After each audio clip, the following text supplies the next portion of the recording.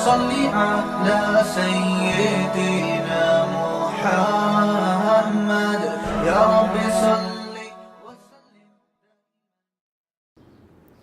بسم اللہ الرحمن الرحیم نحمدہ ونصلی علی رسولہ الکریم. سورہ آل عمران کا رکوع نمبر 6 اور تیسرے پارے کا رکوع نمبر 13 یہ چل رہا تھا. اس کا لفظی ترجمہ بھی ہو چکا تھا مختصر گرامر کے ساتھ، اور اس کی تفسیر بھی تقریباً ہو چکی تھی. آخری 2 آیتوں کی تفسیر رہ گئی تھی، وہ میں کر کے پھر جو اس میں ہمیں نقطے ملتے ہیں وہ بیان کر کے پھر اگلے رکوع کی طرف چلتے ہیں. اعوذ باللہ من الشیطان الرجیم بسم اللہ الرحمن الرحیم. حضرت مریم علیہ السلام کو خوشخبری دی جا رہی ہے کہ آپ کے بیٹا پیدا ہوگا بغیر باپ کے، اور اس کی یہ خاصیتیں ہوں گی. قرآن کہتا ہے فلما احس عیسیٰ منہم الکفر قال من انصاری الی اللہ. جب حضرت عیسیٰ علیہ السلام نے کفر محسوس کیا بنی اسرائیل سے، یعنی معجزے بے پناہ دکھائے ان کو، اور اللہ نے آپ کو بچپن میں ماں کے گود میں بولنے کی توفیق عطا فرمائی، اپنی پاک دامنی کو، اپنی ماں کی پاک دامنی کو بیان کیا، لیکن اس کا رزلٹ کیا ہوا؟ میجورٹی نے انکار کیا. قال من انصاری الی اللہ، تو فرمانے لگے کون ہے جو اللہ کی طرف میرا مددگار ہے. قال الحواریون نحن انصار اللہ. بنی اسرائیل میں جو حواری تھے، جو آپ کے خاص فالوورز تھے، جو خالص لوگ تھے، میں نے حواری کا پورا مفہوم بیان کیا تھا آپ کے سامنے پچھلے ایپیسوڈ میں کہ حواری کو حواری کیوں کہا جاتا ہے. جو مخلص لوگ تھے انہوں نے کہا کہ ہم اللہ کے مددگار ہیں، کیونکہ آپ کی مدد گویا اللہ کی مدد ہے، اور اللہ کی مدد کا مطلب اللہ کے دین کی مدد. قرآن مجید میں اور بھی جگہوں پر اللہ نے اپنے دین کی مدد کو اپنی مدد قرار دیا ہے.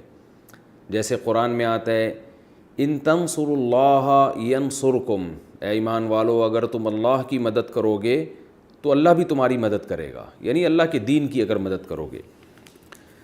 تو اس میں حکمت یہ ہے کہ یہاں دین کا لفظ محذوف ہے، یعنی ان تنصروا دین اللہ.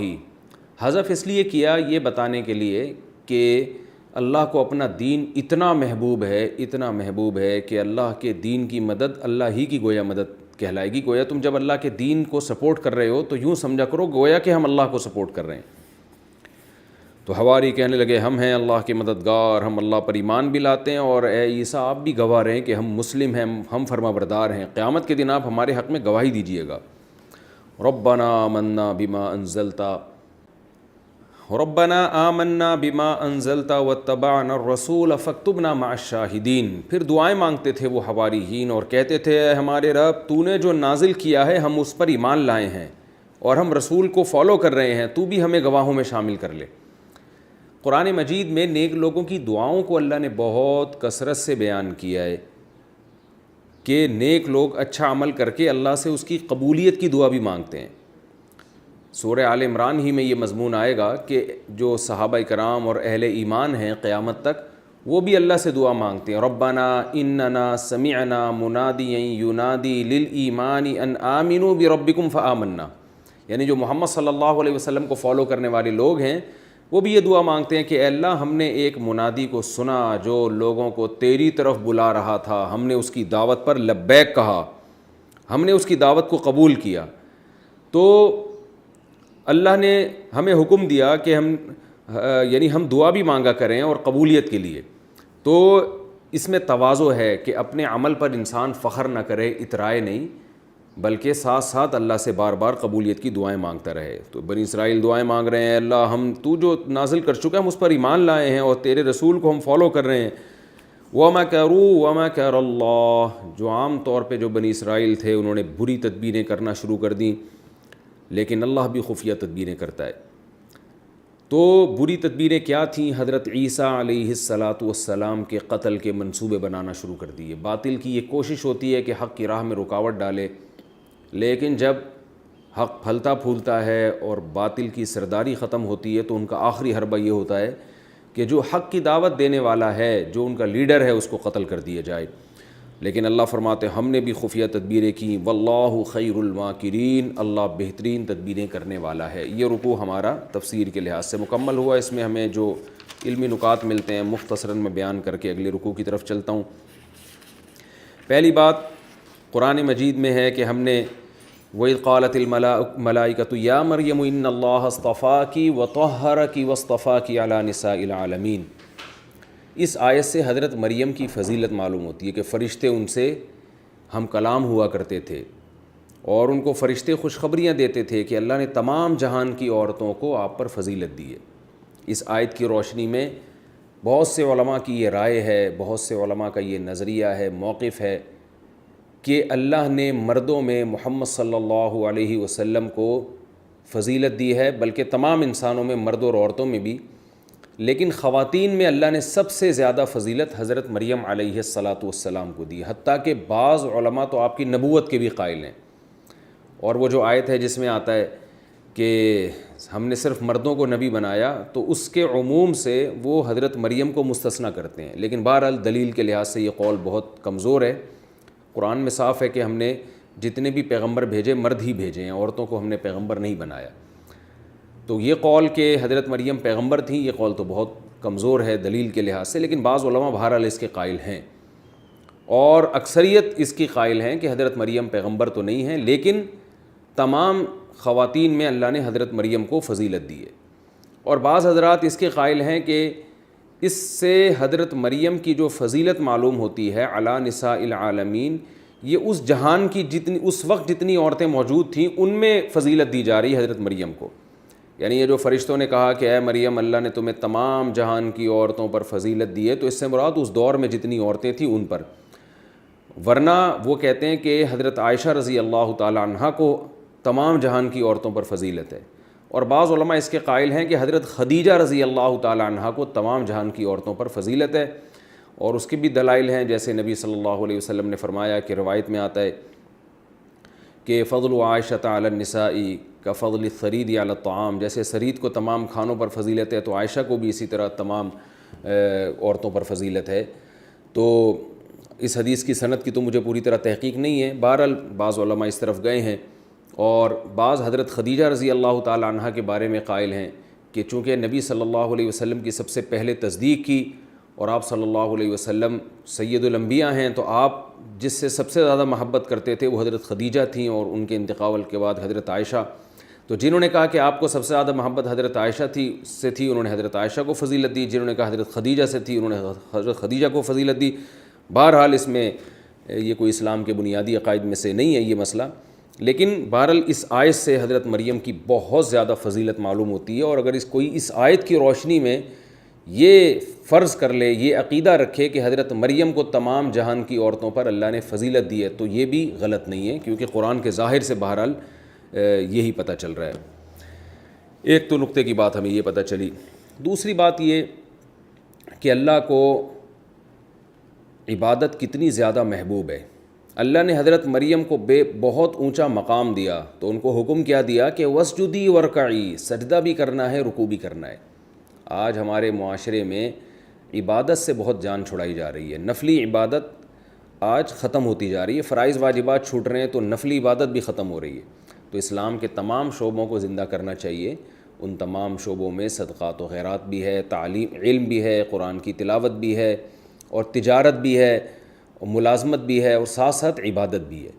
تو لبرل طبقہ اس نے عبادت کو اپنی زندگی سے نکال دیا، اور مذہبی طبقے نے معاشرت اور معاملات اور دنیا کو زندگی سے نکال دیا۔ تو یہ دونوں انتہائیں ہیں، ہمیں دونوں کی طرف توجہ دینی ہے، دین کی طرف بھی اور دنیا کی طرف بھی، بلکہ حقیقت یہ ہے کہ دنیا بھی دین ہی کا ایک شعبہ ہے۔ تو اللہ کو یہ عبادت بہت زیادہ محبوب ہے، تبھی اپنے نیک بندوں کو اللہ سجدے اور رکوع کا حکم دیتا ہے۔ اس میں ہمیں نبی صلی اللہ علیہ وسلم کی نبوت کی دلیل بھی ملتی ہے اس رکوع میں، کہ آپ صلی اللہ علیہ وسلم یہود و نصارہ کو یہ واقعات ایسے سناتے تھے جیسے گویا وہاں موجود ہوں۔ تبھی تو قرآن کہہ رہا ہے وَمَا كُنْتَ لَدَيْهِمْ إِذْ يُلْقُونَ أَقْلَامَهُمْ، اے نبی آپ وہاں موجود نہیں تھے جب وہ قرآن اندازی کر رہے تھے، آپ کو تو یہود و نصارہ کا اور اہل کتاب کا کچھ پتہ ہی نہیں، پھر بھی آپ ان کو ایسے واقعات سنا رہے ہیں۔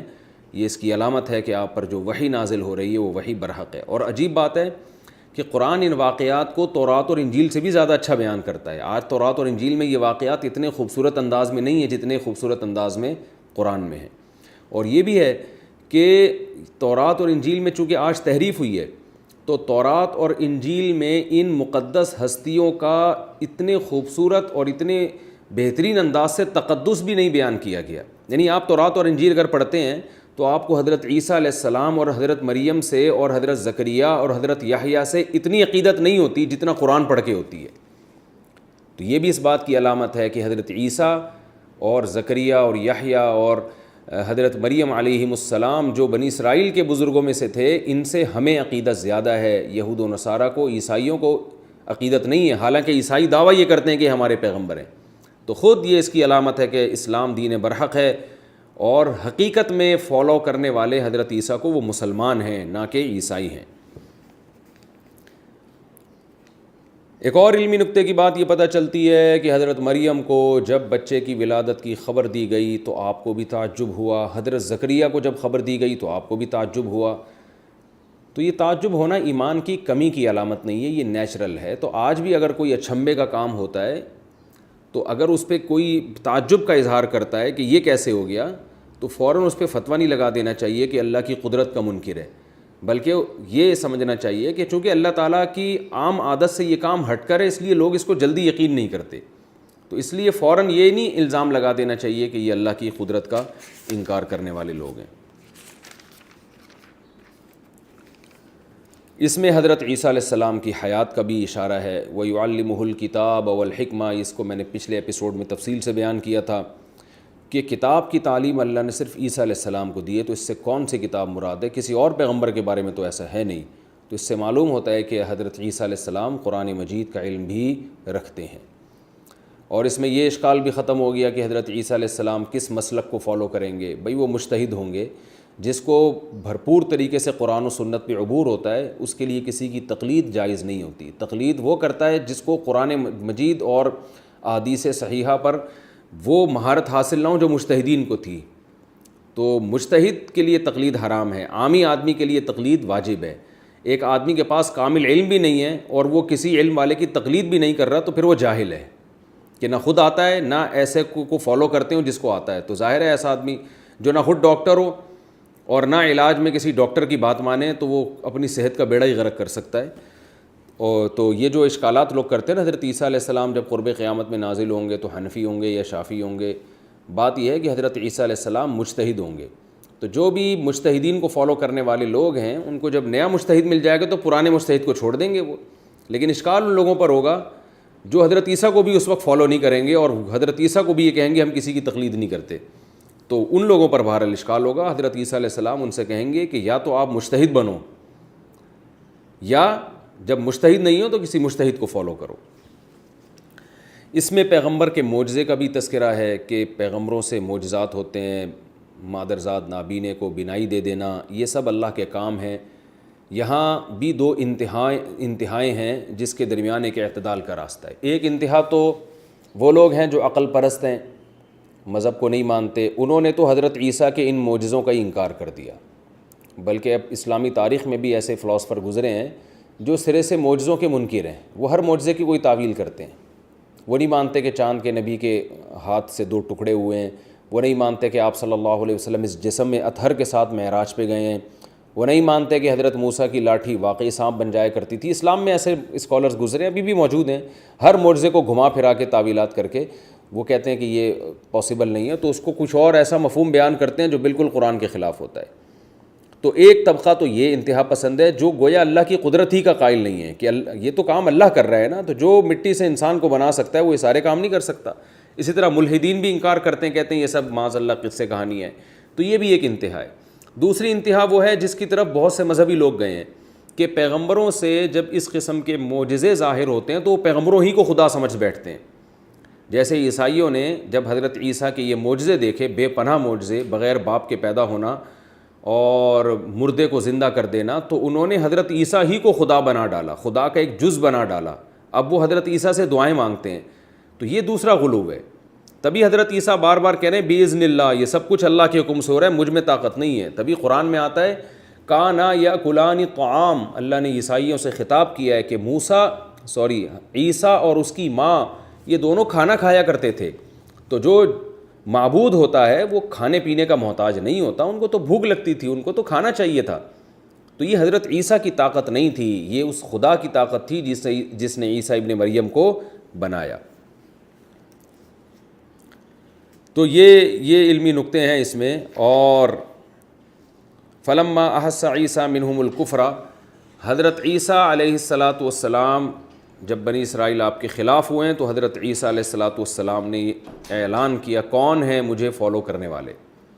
تو عیسائیوں کا عقیدہ ہے کہ جن لوگوں نے اس وقت حضرت عیسیٰ کو فالو کیا وہ عیسائیوں کی نظر میں حضرت عیسیٰ علیہ السلام کے بعد، پیغمبروں کے بعد سب سے زیادہ مبارک ہستیاں تھیں. ہمارا یہ عقیدہ ہے یقیناً وہ مبارک ہستیاں تھیں. محمد صلی اللہ علیہ وسلم کو جن لوگوں نے فالو کیا وہ بھی سب سے زیادہ مبارک ہستیاں ہیں. تو صحابہ کرام کو برا بھلا بولنا اور ان پہ تبرہ کرنا یہ تو ایک ایسا عمل ہے جس کے عیسائی بھی مرتکب نہیں ہوئے. عیسائی بھی اپنے پیغمبر کے فالو کرنے والے اور پیغمبر پر ایمان لانے والوں کو سب سے افضل ترین لوگ سمجھتے ہیں.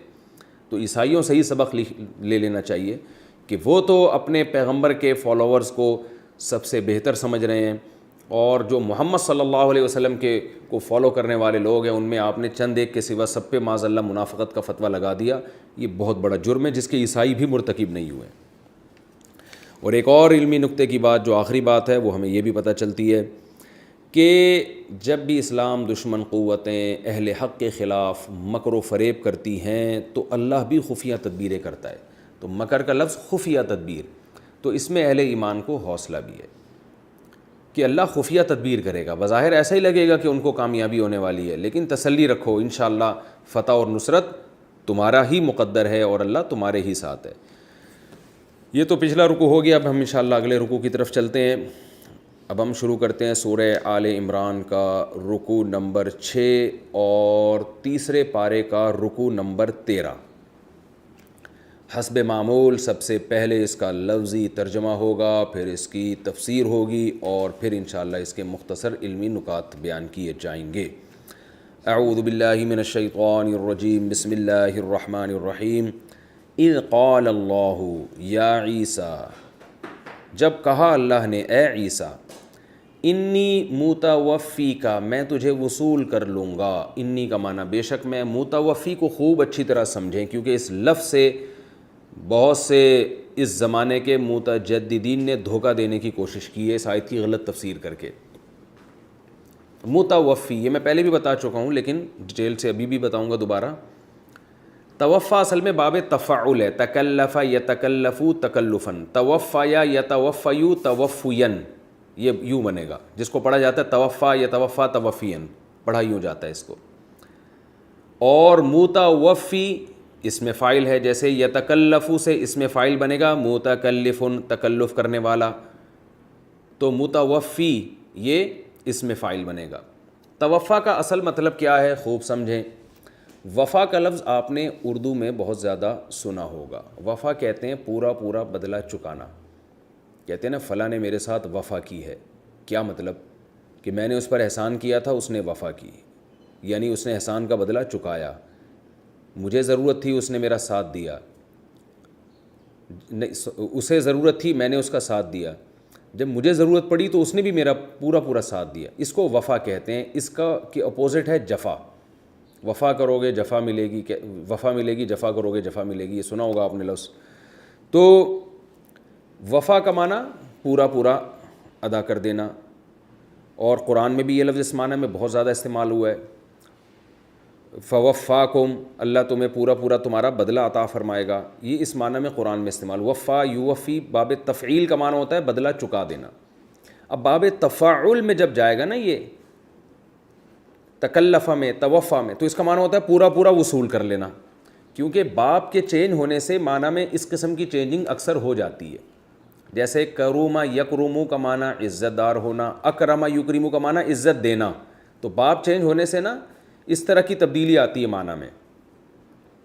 تو یہاں بھی وفا یفی یوفی اور وفا یوفی کا معنی ہوتا ہے بدلہ چکانا، اور توفا کا معنی پورا پورا لے لینا کسی چیز کو. تو متوفی کا اصل معنی ہے پورا پورا لینے والا, وصول کرنے والا.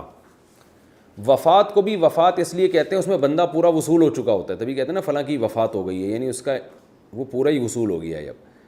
تو اس کے اصل معنی موت کے نہیں آتے. ہاں موت کے معنی میں یہ استعمال ہوتا ہے اس لیے کہ موت میں بھی بندہ اس جہان سے پورا وصول ہو کے دوسرے جہان میں پہنچ چکا ہوتا ہے. تو اصل معنی اس کا موت نہیں ہے, اصل معنی اس کا ہے وصولی. میت کو بھی متوفا کہا جاتا ہے, متوفا جس کو پورا وصول کر لیا گیا ہو. تو میت کو بھی کہا جاتا ہے اس لیے کہ وہ بھی پوری وصول ہو جاتی ہے. تو اس اصل معنی اس کا سمجھنے کی ضرورت ہے, وصول کرنا ہے, اصل معنی اس کا موت نہیں ہے. قرآن مجید میں دوسرے مقام پہ اللہ تعالیٰ کا ارشاد ہے, اللہ یتوفی الانفس حین موتها والتی لم تمت فی منامها.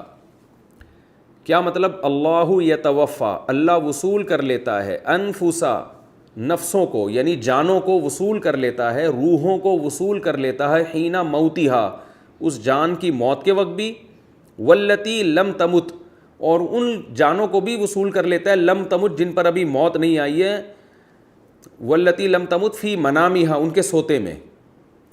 اب یہاں بھی یہاں یتوفا وصول کرنے کے معنی میں, موت کے معنی میں ہوگا تو اس آیت کا مطلب ہی نہیں بنے گا. کیا مطلب؟ اگر ہم اس کا مطلب موت لیں تو اللہ یتوفی الانفس حین موتها, اللہ نفسوں کو موت دے دیتا ہے ان کی موت کے وقت, اور نیند کے وقت بھی ان نفسوں کو موت دے دیتا ہے. تو یہ کوئی بات بنے گی نہیں. تو اگر ہم یوں ترجمہ کریں گے کہ اللہ موت کے وقت بھی روح کو وصول کر لیتا ہے اور نیند کے وقت بھی روح کو وصول کر لیتا ہے, تو پھر معنی صحیح بنے گا. تو اس سے صاف پتہ چلتا ہے کہ یتوفا کا جو اصل معنی ہے وہ ہے وصول کر لینا, وفا سے نکلا ہے. یہ لفظ بہت کامن ہے, اردو میں استعمال ہوتا ہے. تو اب اس آیت کا مطلب کیا ہوا؟ یا عیسیٰ انی متوفیک, اے عیسیٰ میں تجھے وصول کرنے والا ہوں, ورافعک, رافع کا معنی اٹھانے والا, ورافعک الیہ اور اٹھانے والا ہوں تجھے الیہ اپنی طرف, ومطہرک, طہر یطہر تطہیرا کا معنی پاک کرنا, اور مطہر پاک کرنے والا, ومطہرک اور میں تجھے پاک کرنے والا ہوں, من الذین کفروا ان لوگوں سے جو کافر تھے. یہ لفظی ترجمہ اس کو خوب اچھی طرح سے یاد رکھیے. دوبارہ کر دیتا ہوں. اذ قال اللہ, جب اللہ نے کہا, یا عیسیٰ, اے عیسیٰ, انی متوفیک, میں تجھے مکمل وصول کرنے والا ہوں, ورافعک الی اور اپنی طرف اٹھانے والا ہوں, ومطہرک من الذین کفروا اور تجھے پاک کرنے والا ہوں ان لوگوں سے جو کافر ہیں, وجاعل الذین, جعل یجعل بنانا, وجاعل اور بنانے والا ہوں, الذین ان لوگوں کو, اتبعوک جو تیری اتباع کریں گے, تجھے فالو کریں گے, اتبعو جو تجھے, اتباع مشہور لفظ ہے, جو تیری اتباع کریں گے ان کو بنانے والا ہوں. کیا بنانے والا ہوں؟ فوق الذین کفروا, ان لوگوں کے اوپر کرنے والا ہوں, الذین کفروا جو انکار کریں گے, یعنی جو تیرا انکار کریں گے ان کو میں نیچے کر دوں گا, اور جو تجھے فالو کریں گے ان کو میں اوپر کر دوں گا, الی یوم القیامہ, قیامت تک کے لیے.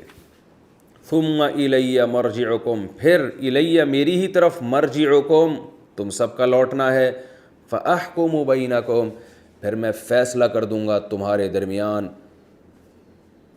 بما کنتم فیہ تختلف, فیما کنتم ان چیزوں میں, کنتم فیہ تختلفون جن چیزوں میں تم اختلاف کیا کرتے تھے.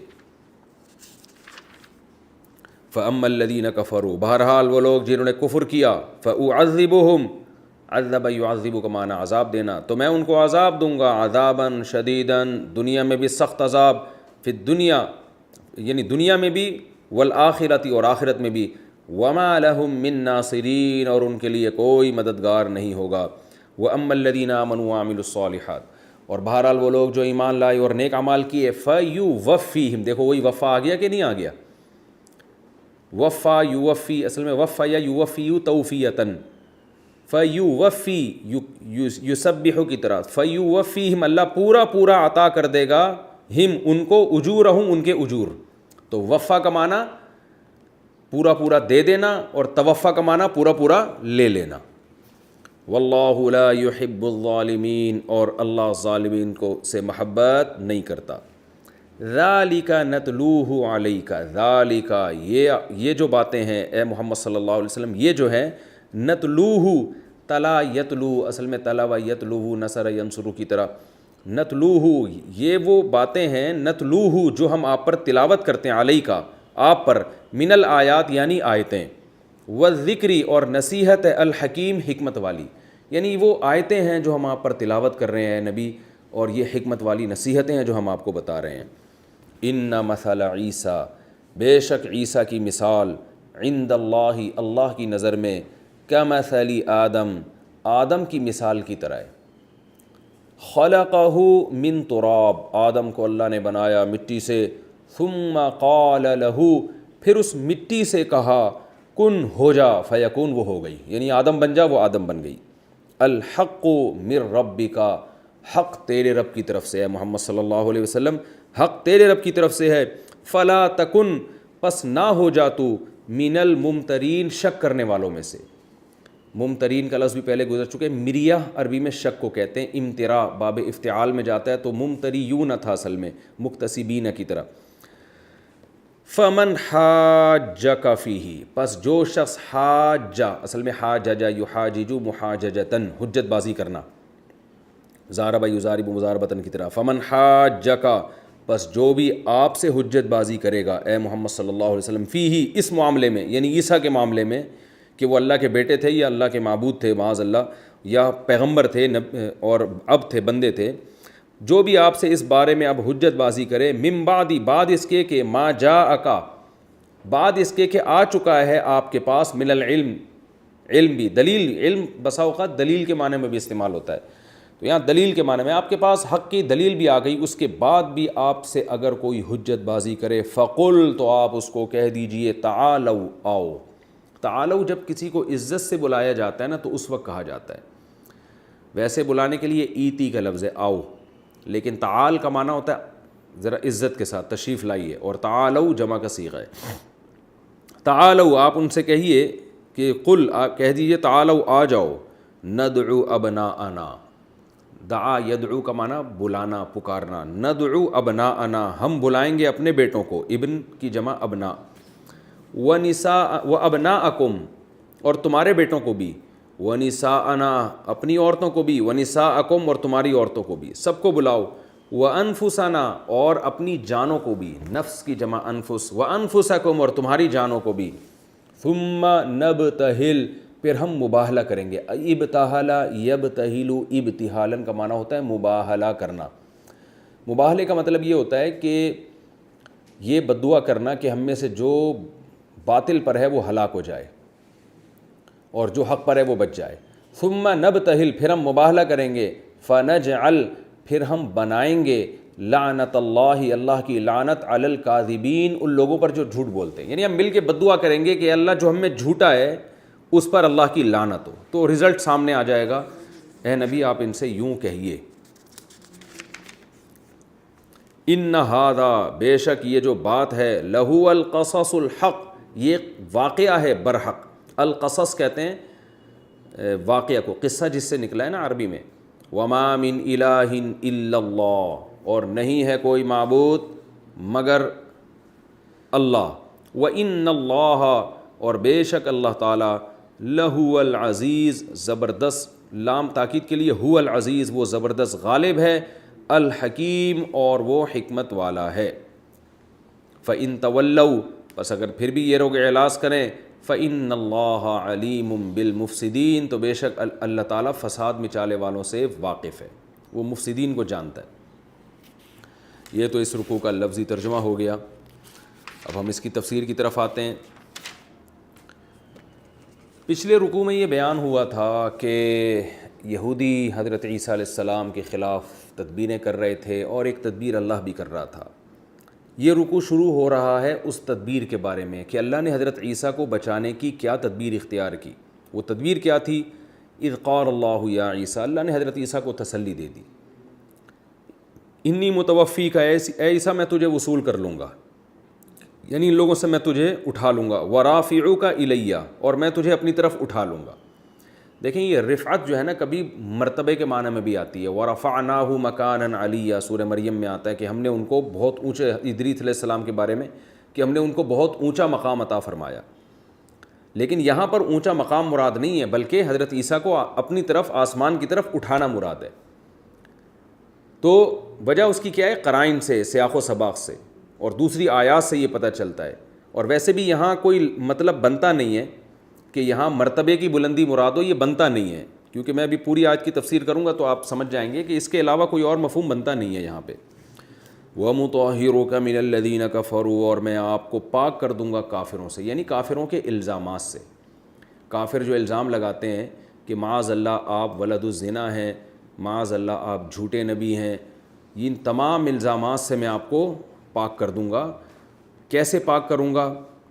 قرآن میں اللہ نے آپ کی پاکی کو بیان کیا، اور دنیا کی اکثریت آج حضرت عیسیٰ علیہ السلام کو پاک دامن سمجھتی ہے. ایسے پاکی بیان کر دی کہ دنیا کی اکثریت نے اس پر یقین کر لیا، کیونکہ عیسائی اور مسلمان یہ دونوں مذہب دنیا میں سب سے زیادہ ہیں اور یہودی بہت تھوڑے ہیں. تو یہودی ایک تھوڑی سی قوم ہے جو حضرت عیسیٰ پہ الزام لگاتے ہیں. میجورٹی آج بھی دنیا میں قرآن کے نزول کے بعد حضرت عیسیٰ علیہ السلام کو پاک دامن سمجھتے ہیں. تو اللہ نے وہ الزامات سے آپ کو بری کر دیا. تو اللہ تعالیٰ نے حضرت عیسیٰ علیہ السلام کو بچانے کا انتظام یہ کیا. قرآن مجید میں دوسرے مقام پہ اللہ تعالیٰ کا ارشاد ہے کہ حضرت عیسیٰ علیہ السلام کو نہ تو انہوں نے قتل کیا، وما قتلوہ، نہ انہوں نے قتل کیا، وما صلبوہ، نہ سولی پر لٹکایا، ولیکن شبہ لہم، معاملہ ان پر مشتبہ کر دیا گیا. مشتبہ کرنے کا مطلب یہ ہے کہ کنفیوژن میں مبتلا ہو گئی ہے، کیونکہ حضرت عیسیٰ علیہ السلام کی شبیہ کا ایک آدمی اللہ نے یا تو اس کو حضرت عیسیٰ کی شبیہ بنا دی، شبیہ جیسا بنا دیا، یا وہ پہلے سے ہی حضرت عیسیٰ علیہ السلام جیسا تھا. کیونکہ اللہ نے جب حضرت عیسیٰ علیہ السلام کو آسمانوں کی طرف اٹھایا ہے تو یہودی حیران ہو گئے کہ حضرت عیسیٰ گئے کہاں پہ، کیونکہ وہ تو یہاں اس کمرے میں موجود تھے اور کوئی بھاگنے کا، فرار ہونے کا راستہ بھی نہیں ہے. تو انہی کی شکل کا ایک آدمی پر لوگوں کا اتفاق ہوا کہ یہی معلوم ہوتا ہے، اس کے علاوہ کوئی ہو نہیں سکتا. تو اس کو سولی پر انہوں نے پکڑ کے لٹکا دیا. اور قرآن کہتا ہے کہ وَإِنَّ الَّذِينَ أُوتُوا الْكِتَابَ لَفِي شَكٍّ مِّنْهُ، جن کو کتاب دی گئی ہے نا یہود و نصارہ، وہ اب تک ان کے بارے میں کنفیوز ہیں کہ ہوا کیا تھا. کیونکہ پھر ان میں اختلاف پڑ گیا. کچھ نے کہا بھائی یہ عیسیٰ نہیں ہے جن کو لٹکایا گیا، کسی نے کہا اگر وہ نہیں ہے تو وہ گئے کہاں پر. تو وہ مخمسے میں پڑ گئے، یہاں تک کہ قرآن نے آ کے حضرت عیسیٰ کے بارے میں اصل حقیقت سے لوگوں کو آشنا کیا اور بتایا کہ حضرت عیسیٰ کو اللہ نے زندہ آسمانوں کی طرف اٹھا لیا ہے. اچھا، عیسائی بھی اسی بات کے عقیدے کے قائل ہیں کہ حضرت عیسیٰ علیہ السلام زندہ آسمانوں پہ اٹھے ہیں، لیکن وہ یہ کہتے ہیں کہ حضرت عیسیٰ علیہ السلام کو پہلے معاذ اللہ سولی دی گئی، ان کو زمین میں دفن کیا گیا، اس کے بعد وہ زندہ آسمانوں کی طرف اٹھ گئے. عیسائی یہ کیوں کہتے ہیں؟ پہلی بات تو یہ کہ سولی پر لٹکانے کے قائل عیسائی اس لیے ہیں کہ اگر وہ سولی کا انکار کر دیں تو عیسائی مذہب کی جو پوری بنیادیں ہیں وہ کھوکھلی ہو جائیں گی. کیونکہ عیسائیوں کا عقیدہ ہے کہ حضرت عیسیٰ علیہ السلام نے اپنی قربانی پیش کر کر سولی پر اپنے آپ کو لٹکا کر قیامت تک آنے والے عیسائیوں کے گناہوں کا کفارہ ادا کر لیا ہے. اب عیسائیوں سے جتنے بھی گناہ ہو جائیں گے وہ تھوڑے سے پیسے پادری کے پاس لے کے چلے جائیں، بس وہ سب معاف ہے. تو اگر وہ اس کے قائل نہیں ہوتے نا کہ حضرت عیسیٰ کو سولی پہ لٹکایا گیا ہے، تو یہ سارا جو پادریوں کی ایک قسم کی دکانیں چل رہی ہیں یہ ساری دکانیں بند ہو جائیں گی. تو اس لیے انہوں نے یہ فرض کیا ہے کہ بھئی یہ سولی پہ لٹکایا گیا ہے. رہا یہ مسئلہ کہ پھر یہ فرض کیوں کیا کہ دوبارہ زندہ ہو کے آسمانوں کی طرف گئے.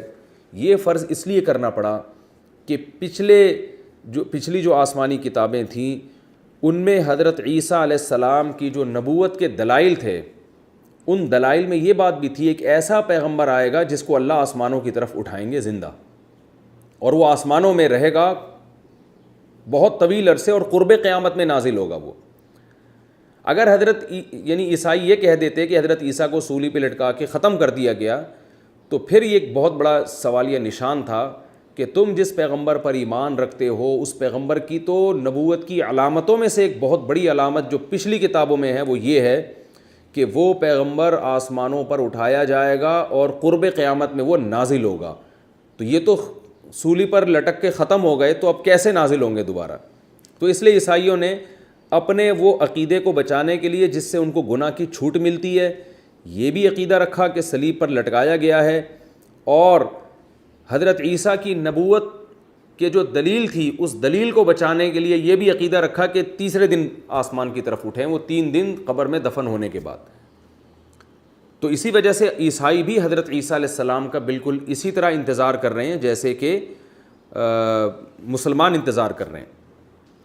اور یہود جو تھے وہ بھی آسمانی کتابوں میں پڑھتے تھے کہ ایک پیغمبر آئے گا قرب قیامت میں، اس سے مراد تھے حضرت عیسیٰ علیہ السلام، لیکن انہوں نے اس میں تعویلات کر دیں اور اس کو اپنا نجات دہندہ اور کچھ کرا کے، جو بھی یہودیوں کا عقیدہ ہے کہ دجال آئے گا اور حضرت جو پیغمبر آئیں گے وہ یہودیوں کے لیے نجات دہندہ ہوں گے، تو عیسیٰ علیہ السلام کو یہودی اس کا مفہوم کچھ اور لیتے ہیں، عیسائی اس کا مفہوم کچھ اور لیتے ہیں، اور مسلمان اس کا مفہوم کچھ اور لیتے ہیں۔ عیسائی اور یہودی اس لحاظ سے تو متفق ہیں کہ جو قرب قیامت میں آئیں گے وہ حضرت عیسیٰ ابن مریم ہی ہوں گے۔